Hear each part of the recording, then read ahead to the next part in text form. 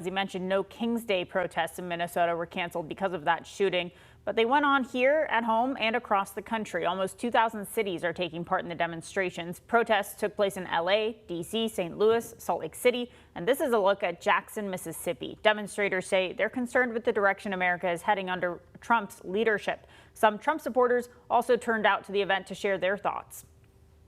Daily, it feels to me like we are losing the thread of democracy in our country, that it's unraveling before our eyes. Each step the administration takes appears to take some strand and pull it out of the weave. I think that the notion that Trump's a king is ridiculous. They've been running with that narrative for the last 10 years, and he hasn't been a king once. If he was a king, he never would have left office in 2020. The protest was orchestrated by the 50-51 movement, which has organized large-scale demonstrations across the U.S. against Trump and Elon Musk.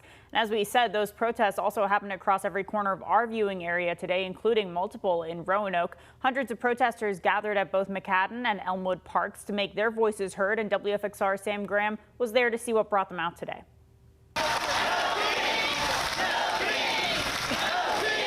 Folks of all ages exercised their right to peaceful protest across the Star City today, beginning this morning at McCadden Park.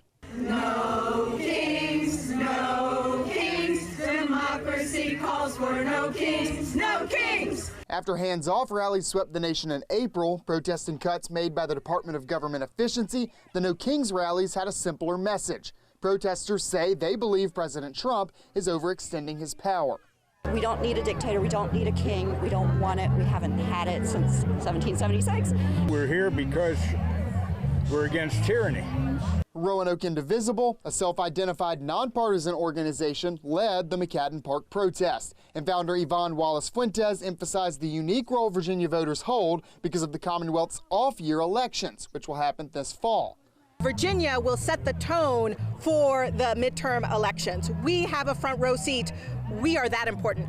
After things wrapped up this morning at McCadden Park, many of those folks made the short trip across town to Elmwood Park, where they met up with fellow protesters and had the largest gathering of the day in Roanoke.